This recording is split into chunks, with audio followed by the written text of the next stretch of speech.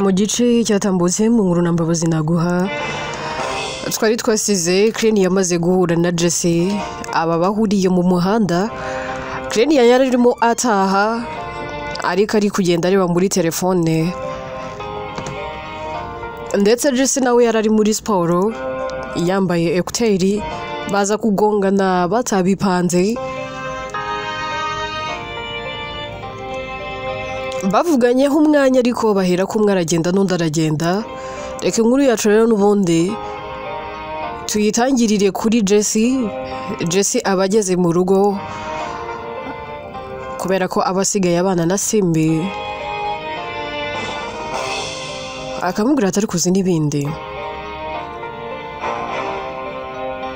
Ndimo mva muri siporo mpuye n'umukobwa arambwira ngo yitwa Crane, twanaganiriye pe, gusa ntabwo ari kumva mu mutwe. Ntabwo nzi impamvu atari kumva mu mutwe, sinzi impamvu ndi gukomeza mutekerezaho cyane, ndi kwibaza ubundi ninde, who is she? Byanshobeye pe, nabuze icyo nkora, nabuze n'icyo ndeka. Buri kanya ishusho iri kuguma ingaruka mu mutwe.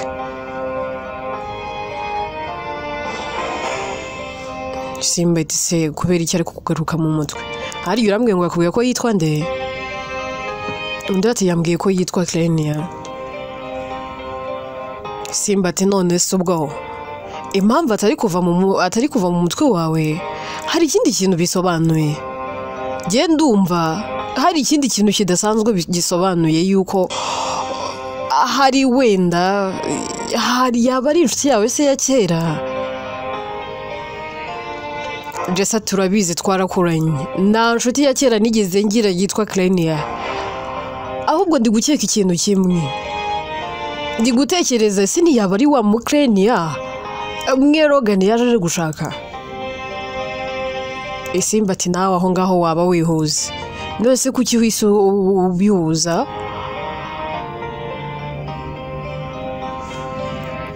Ndati nyamara byaba ari byo, uwo twahuye nabonye ari umusirimu cyane, kandi wa wundi dukeka ko yaba ari Crane wambwiye yuko akora ku kibuga cy'indege. Ikindi kandi nanjye namwitegereje mbona wagira ngo hari ahantu muzi, ndetse nawe arambwira ngo arabona amaso ataraya, ariko nyine dushaka ahantu tuziranye turahabura. Simba ati ibi bintu se ko biri guhurirana byaba ari ibiki? None se byarangiye gute? Byarangiye mutandukanye gutyo gusa nangwa hari ukundi kuntu mwaganiriye? Jesse ati oya, nta bindi bidasanzwe twavuganye, ariko twahanye amakontakiti. Simba ati aho biroroshye, kumenya uwo ari we ntabwo biri buze kutugora.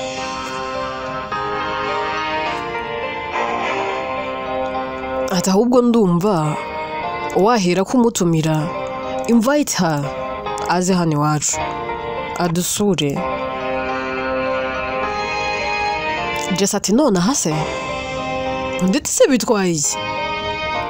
Aho kugira ngo urare uri kwibaza ibintu byinshi, uri gutekereza cyane ku muntu, nyine koroha mubwira uti nakwishimiye rwose umwana mwiza, ndifuza ko wansura iwanjye ukahamenya, wumva ibyo akubwira.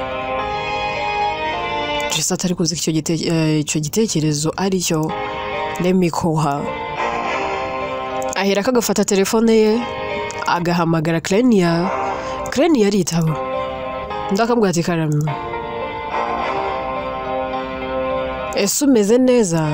Wageze mu rugo amahoro? Crane ati yego nagezeyo amahoro, ariko se ninde turi kuvugana? Ndati ni wa mukobwa mwahuye, ni Jesse muri kuvugana. Crane ati oh so sorry, ndageze mu rugo mpita njya kugura indi telefone kubera ko yindi yari yamenetse, kandi numvaga ntari muri mood yo kujya kuyikoresha, rero ntabwo nari nagasevinze namba yawe. I'm so sorry rwose umbabarire. Jesse ati it's okay, ahubwo se uri free nta kindi kintu uri gukora? Crane ati muri iyi minsi mfite akaruhuko, nzajya mu kazi mu cyumweru gitaha, so ngiye kujya mu rugo nduhuke. Buriya twahuye ndimo ndatembera ndi gutamporeza just kugira ngo amasaha yihute. Jesse ati none se wansoye? Crane yaraseka ati no, kano kanya hapana pe. Jesse ati please ngwino nsure nanjye ndi mu rugo kumwe n'umushiti wanjye, we are just bowling, so dukeneye ko wenda dusura tube twagira kwigira n'ahantu tugira akantu twinywera tunarye, cyane ko wanambwiye ko nyine ibintu by'ibirori, ibintu byo kujya out n'ibintu utamenyereye, so ndagira ngo twibere inshuti. Hama ibyo byose utigeze ubona umwanya wo kubijyamo, ntiwigeze wenda ugira n'inshuti zibikujyanamo, twe tukujyane wenda ngo not today, nibikubera bibi next time uzabyange. Crane yaraseka atoya, ntago ababyeyi banjye ibyo bintu babimenyereyeho, daddy na mama ntago babimenyereye, gusa nyine ndakuze ntago bashaka kumbaza ngo wagiye mu biki, ngo bambaze ngo urihe, ariko nanone nageze mu rugo naba ndengereye. Just ati please. Crane atoke ngiye kuza ariko ndazana n'umuvandimwe. Just ati nta kibazo. Jesse ahera ko gakupa kabwira Isimba ati ndumva byemeye. Isimba atongaho ni sawa, turamakinga sure ko tumukuramo amakuru tukamenya uwo ari we.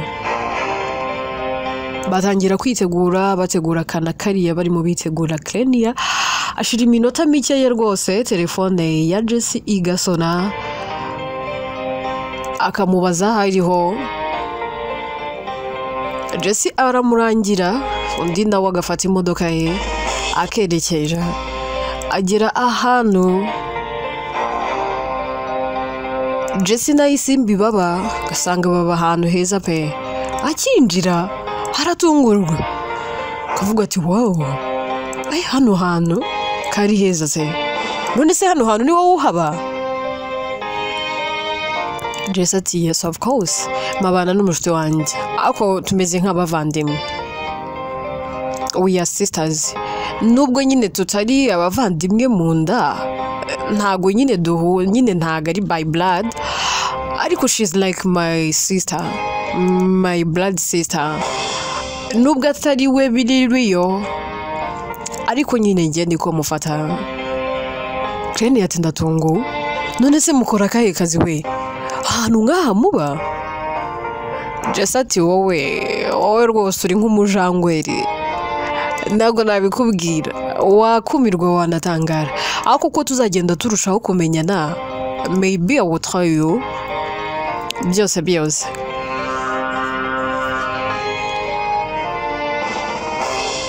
Crane yaba ari kumwe na Ria, binjira mu nzu bagasanga Isimbi nawe arabategereje,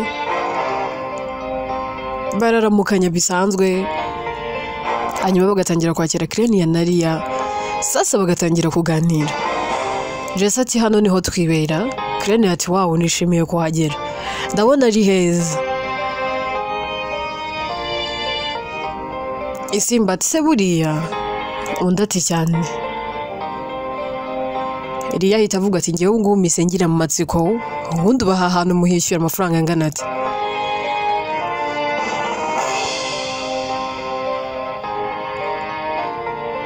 Jesse rwose atuje mu kinyabupfura cyiza arababwira atanga mishyura 800, na 800 rwose niyo tuhishyura. Ria ahita yikanga ati ayo mafaranga yose basi si ujyamiye 200, hayandi ukajya ushaka ikindi kintu yakozamo. Ariko mana we, ngewe wama nk'izo sene nkakwereka icyo nzikoze. Jesse ati se wayakoze iki ko mbona ukiri muto? Ria ati ngewe mba muto, uzi imyaka mfite ago wayisimbuka, aze na Crane yandamuruta, nubwo ari mukuru wanjye. Buriya reka mbabwire, Crane yatanze ruswa, abandi barikanga ati ruswa? Crane nawe ahita yindukira akareba murumuna we. Ria ati reka nyine mbivuge bibe clear, nyine mukuru wanjye yatanze ruswa kugira ngo avuke mbere, naho ubundi n'igihe wagombaga kuvuka mbere. Niyo mpamvu mvuga ngo nawe ndamuruta. Bose bahita baseka, bahera ko bamubwira ati ariko noneho urasetsa pe. Ntiyati se gute? Ibyo ndi kubabwira biri serious. Ubundi Klenia yakabaye ari murumuna wanjye, none nisanze ari njye murumuna we.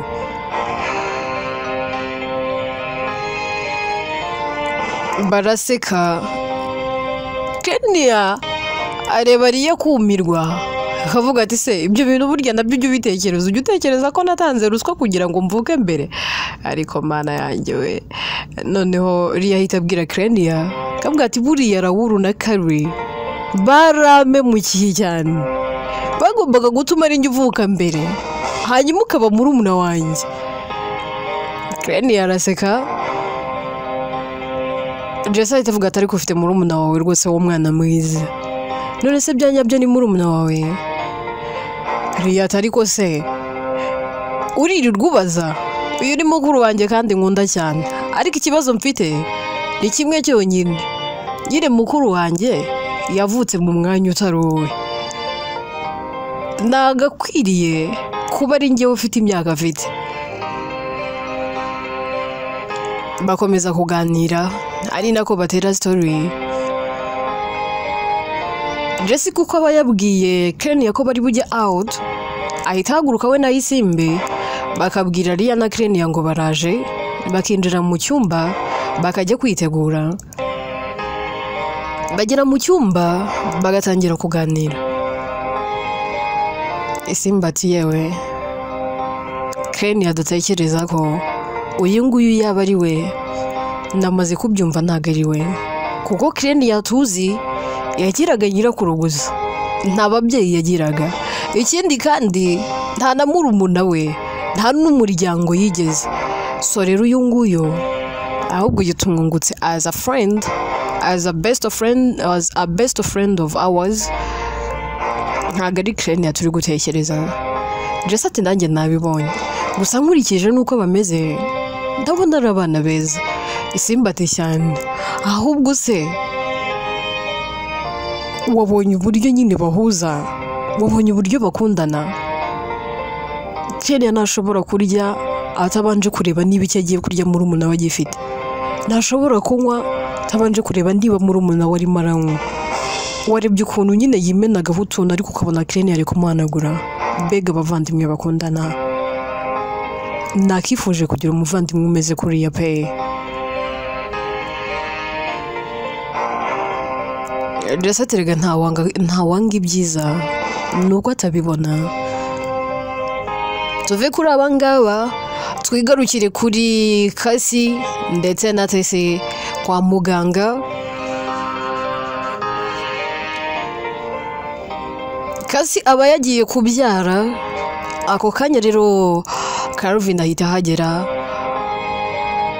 agasanga Tesi ari aho ngaho, ahita amubaza atari ko se Tesi mbwira byifashe bite ubu ngubu ntarabyara? Tesi ati hashize akanya bamutwaye ntago ndamenya ibyo ari byo. Calvin biramucanga, akajya hirya no hino ubona byamushobeye. Tesi aramwigira akavuga ati ariko se ko mbona washagiriye nk'aho uri umugore uri kugise, ndabona ahubwo ari wowe wagira ngo uri kugise, ntago ari wowe utwite. Uribuka yuko umugore wawe ari uri kugise, none ndabona washagiriye, wabuze amahoro. What's wrong with you?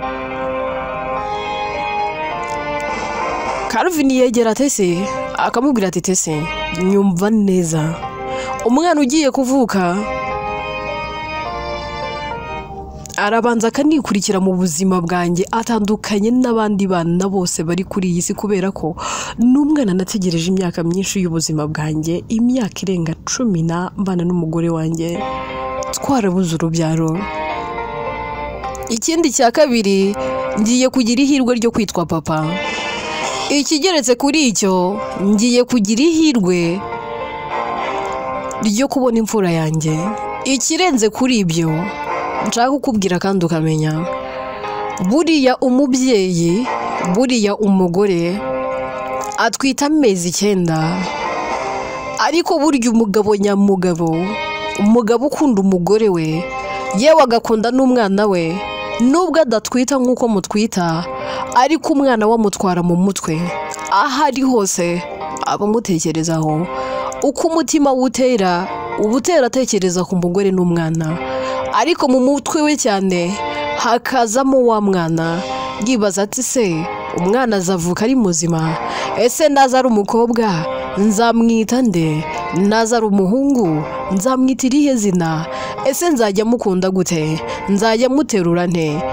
Nyine abamukunda ataramubona, abamutegereje ataramubona. Niyo mpamvu rero kano kanya ubona nsa n'uwashagiriye.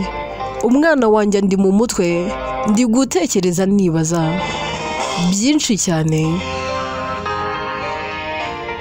Ese ati niba ari uko bimeze, noneho I understand you, noneho ndabyumva, ndasa n'ubisobanukiwe.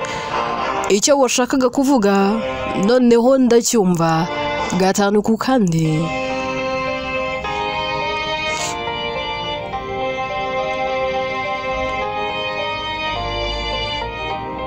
Undi rero ahera kakamubwira ati humura, umwana uri bubyare araza kuza ari umugisha kandi ari na mwiza.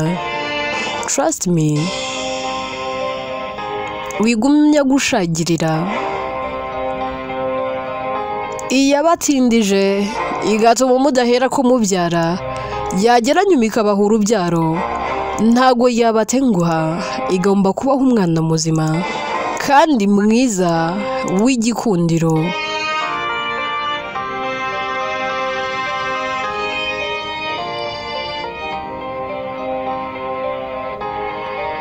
Bakiri aho ngaho barimo baganira, haza umunazi ahita abwira atese ati ninde uri kumwe n'uriya mubyeyi witwa Kase? Bose bahita bavugira rimwe ati ni njyewe. Ahita avuga ati noneho nimumereze imyenda y'umwana. Calvin kubera ibyishimo atangira no kurira.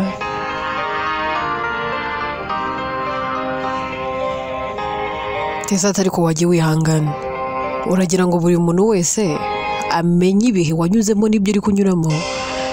Hano turi kwa muganga, ntabwo turi mu rugo. Kwanza reka mbanze ntanga imyenda. Tesa aragenda agatanga imyenda, agahera kakagaruka asanga Calvin n'ubundi akiri kurira amarira y'ibyishimo yamurenze, arimo areba hirya no hino akavuga ati mana, njyewe Calvin, kano kanya umpaye umugisha mana, umwana wanjye ndahera ko mwite yabivuze Eze. Ayo niyo mazina ngomba kwita umwana wanjye w'imfura, koko ni wowe uvuga, ni nawe usezeranya warangiza ugasohoza. Ni wowe wabivuze, iyo ataba wowe ntagomba mbonye uyu mwana w'umuhungu w'imfura.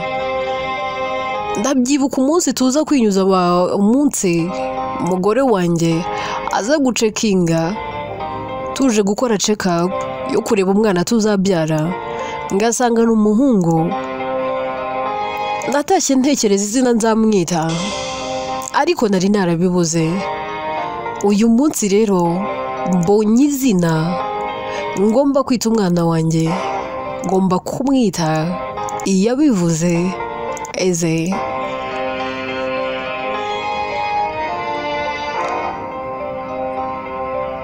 Akirimo yivugisha gutyo, Tesa hiraza kamugata ariko bro, uribagiwe ko hano turi kwa muganga? Calvin ati abantu nibashaka banseke, nibashaka bavuge ngo nasaze. Ni Imana inyuranye ibihe, ni Imana ikorera mu gihe cyayo. Numvaga nzapfa ntabyaye, nkibaza ukuntu nzajya kwa adapta, umwana nkamwita uwanjye ariko atari amaraso yanjye, nkumva ndaremerewe, nkumva birancanze, nkavuga se man kuko nzapfa nta mwana wanjye mfite, nta mwana n'uyu n'umwe byitwa ko duhuje isano njyewe ubwanjye mbyaye. Nararaga ndira, nkirirwa ndira, foshuwa ntakubeshye umutima wanjye wari uremerewe, ntakubeshye numvaga ngiye kuzasara.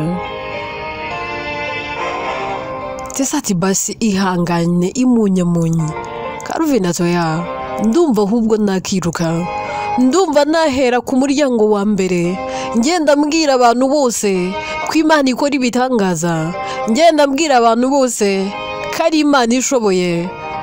Calvin akibivuga nta nubwo atekereza kabiri, ahubwo ahera ko agatangira kuzenguruka ibitaro, yinjira muri buri muryango ababwira ati mwese abari kunyumva, yaba barembye n'abatarembye, yaba barwaza n'abarwaye, mutege amatwi mu nyumve.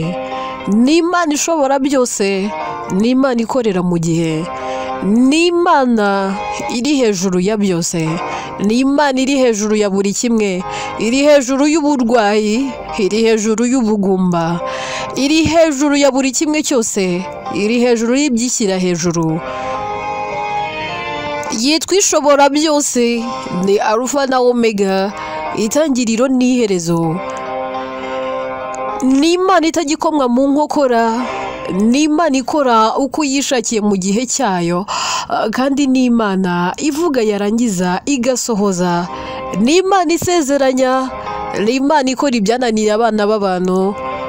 Ndagira ngo mwese muze kugira kwizera, mwizere ko iyi Imana ari ishobora byose. Aho imbaraga z'abana b'abantu zirangirira niho iz'Imana zihera zigakorera. Njye nabonye ukuboko kw'Imana, uyu munsi nibwo najya nemera ko Imana ishobora byose. Niba hari uri kunyumva, buri wese yizere ko iyi Imana ari iri mu ruhande rwe. Najyaga numva babivuga abantu nk'abagira abasazi, ariko mureke mbabwire, nimugirire iyi Imana icyizere, ntababeshye. Imana niboneye n'amaso yanjye ikora ibitangaza. Mwese uri buze kwizera, akizera ibyo mubwiye, ntarenze iminsi ngaha atarataha. Tesi waba yumiwe, Kamura akavuga ati ariko se noneho Calvin arasaze, hahindutse n'umuvugabutumwa, kabaye noneho. Calvin aba ari gukora ibintu bidasanzwe, ahera akanapfukama agatangira gusenga, asenga abwira Imana ati Mana, nabonye ukuboko kwawe, nabonye ukugira neza kwawe, nabonye ko ushobora byose, uri Imana, urakomeye, uri rubasha, urishobora byose, urisumba byose. Nk'uko wakoze ibitangaza nkakubona, nk'uko wakoze byose nkabibonesha amaso yanjye, sanga buri muntu wese uryamye kuri iki gisasiro, ugenderera abarwayi n'abarwaza, uhereza abaganga ubuhanga, maze Mana ugira kwizera wese azave muri ibi bitaro kandi ari amahoro. Calvin akomeza kubasengera, yarangiza akavuga ati amena.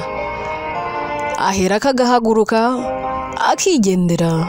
Hashira akanya, ashyira umwanya munini, bakamuhamagara, bakamuha imfura ye y'umuhungu, aramureba, amarira agatemba, areba umugore we akabura icyo amubwira. Aba afite impano nyinshi yamuzaniye, afite ndindabo,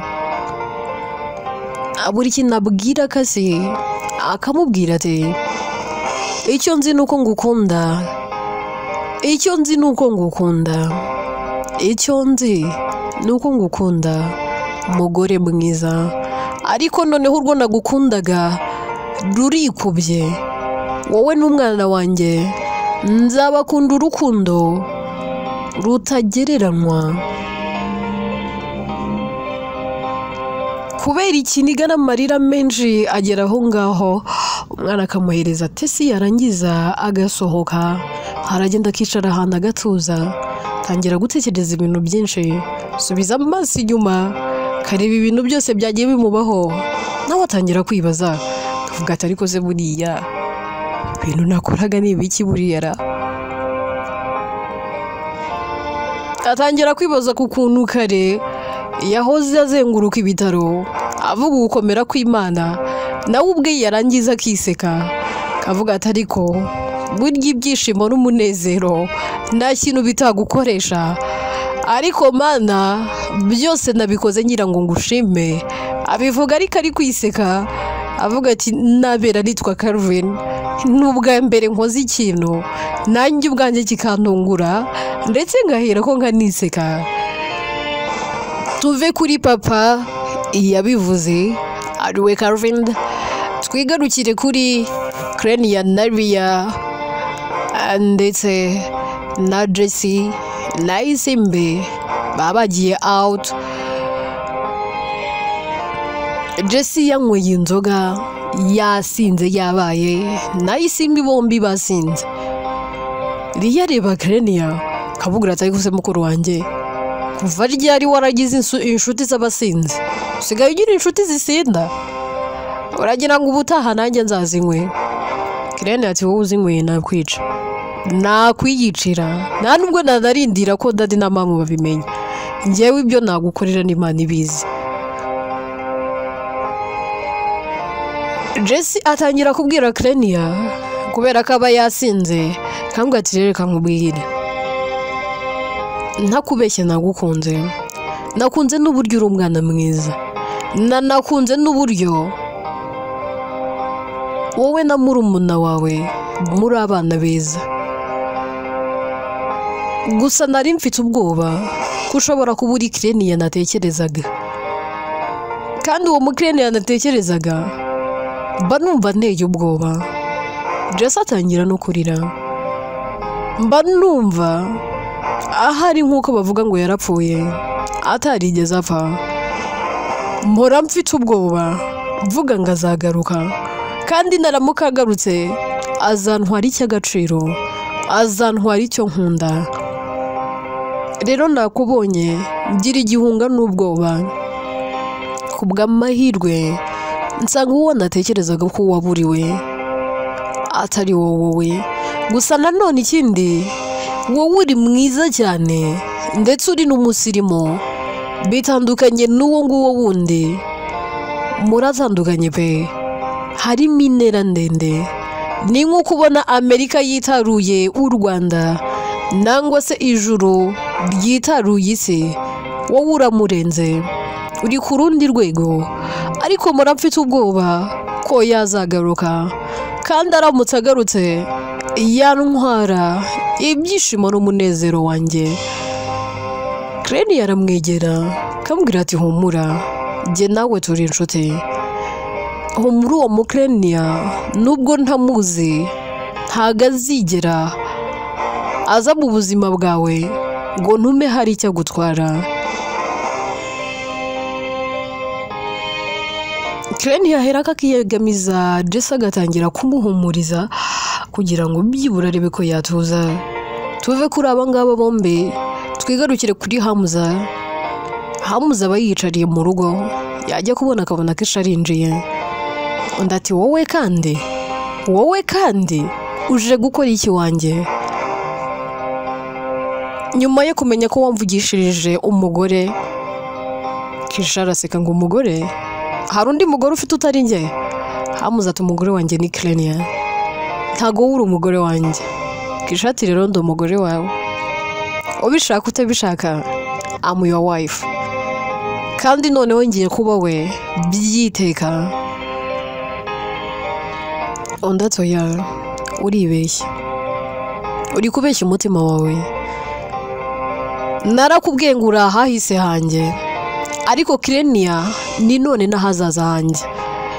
So wikishyira mu mwanya utari wawe, wikwiha amapeti kandi atagukwiriye. ahubwo nsohokera mu nzu, mbabarira unsohokere mu nzu, hato Kireni yatanatunguka hariya aje kundeba agasanga uri hano, ubwo se namusobanurira iki? Njye n'umugore wanjye tubanye neza, kandi icyo nakubwira uriya mukobwa ndamukunda, numva nta n'undi muntu ushobora gukunda nk'uko mukunda.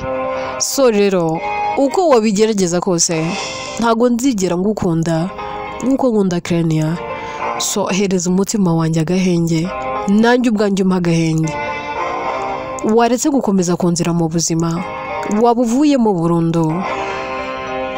Kishata ahubwo ubu nibwo ngiye kubwinjiramo neza. Hamza toya ntago bishoboka, ahubwo nsohokera mu nzu. Kishata ya ntago mva hano, ngomba kuhaguma. Ndajya hehe se ko nje nsanga umugabo wanjye? Ese wari uzi ko wa munsi nyuma yuko ndyamanye nawe naje gusanga ntwite? Ndatwite kandi ntwite inda yawe. Rero ibyo byose uri kwivugisha ngo Kireni ngo niwe ukunda, ngo ni none n'ahazaza hawe, ahubwo niwe uri kwibeshya. Tuza twubake, ubu uri papa w'umwana wanjye. Inkuru yacu reka tuyisubikira ahangaha. Ese koko Kisha aratwite? Nangwa arimo arabeshya kugira ngo arebe ko yakigarurira Hamza? Ese igihe kizagera Jesse amenye ko Kireni ari gufata nk'inshuti, ari we Kireni yahora afitiye ubwoba ko naramuka aje azamutwara Logan? Byose tuzabimenya mu bice bizakurikira. Inkuru yitwa Nambabazi naguha, jyewe nitwa Atete, ni njye uyandika kandi ni nanjye uyibagezaho.